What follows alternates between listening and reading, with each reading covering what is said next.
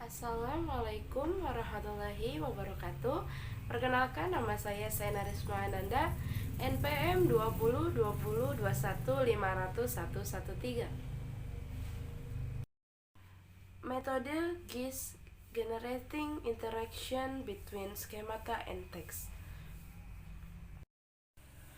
Tujuan secara umum, GIS bertujuan agar siswa memiliki kemampuan untuk memahami intisari paragraf dengan cara menyediakan sebuah resep membaca dengan memproduksi intisari kalimat demi kalimat guna membangun intisari keseluruhan paragraf, atau membuat intisari wacana berdasarkan intisari paragraf demi paragraf. B. Rasional. Cunningham sebagai penggagas menyatakan metode GIS sebagai sebuah alat pembelajaran yang efektif untuk membantu siswa menulis rangkuman. GIS dapat digunakan jika pembaca telah memiliki skema atas wacana yang akan dibahasnya. Keunggulan GIS menurut Cunningham adalah kemampuan membimbing siswa untuk menulis rangkuman dengan mengkaji setiap paragraf sehingga mampu meningkatkan keterampilan belajar dari sebuah teks. Selain itu, GIS merupakan prosedur pembelajaran untuk membimbing menggunakan prosedur baca yang benar. Dalam pelaksanaannya, GIS merepresentasikan peran guru sebagai direktur pembelajaran, peran siswa dalam kelompok kecil bekerja sama menulis rangkuman, dan diskusi kelas guna membentuk hasil akhir intisari wacana. Tahapan metode GIS. Metode GIS dilaksanakan dalam beberapa tahapan pembelajaran sebagai berikut. Tahap prabaca. 1. Guru memilih wacana yang sesuai dengan tingkat perkembangan anak dengan latar belakangnya. Wacana ini sebaiknya terdiri atas kurang lebih 5 paragraf.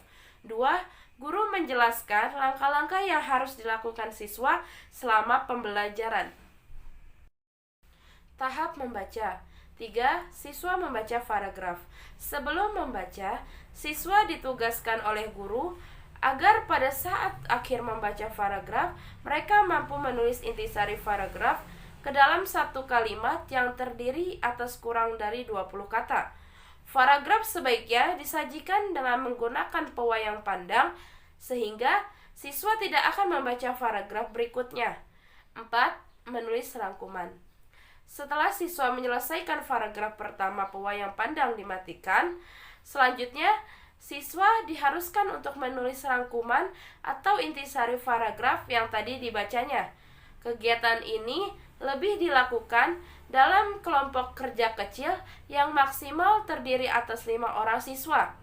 Jika siswa sudah yakin bahwa intisari yang ditulisnya telah benar, tugas guru adalah meyakinkan kembali perasaan siswa tentang kebenaran intisari yang telah disusunnya. 5. Membaca dan menulis intisari paragraf berikutnya. Setelah paragraf pertama diselesaikan, selanjutnya siswa ditugaskan untuk membacakan paragraf kedua, selanjutnya menulis intisari paragraf tersebut. Demikian pula seterusnya hingga seluruhnya paragraf selesai, siswa baca dan rangkum isinya. Tahapan pasca baca. 6. Menyusun rangkuman dari keseluruhan paragraf.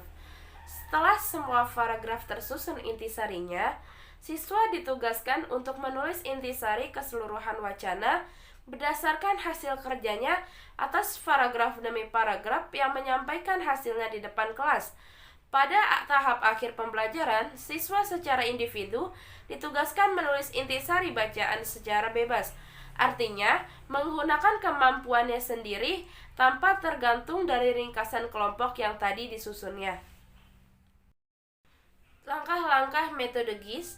1. Memilih teks. Langkah pertama adalah memilih teks. Pada langkah ini, peserta didik dapat menggunakan teks eksposisi atau dapat pula dipergunakan teks artikel-artikel yang di dalam internet. 2. Membaca paragraf setelah memilih teks. Peserta didik diminta untuk membaca paragraf pertama dalam teks tersebut.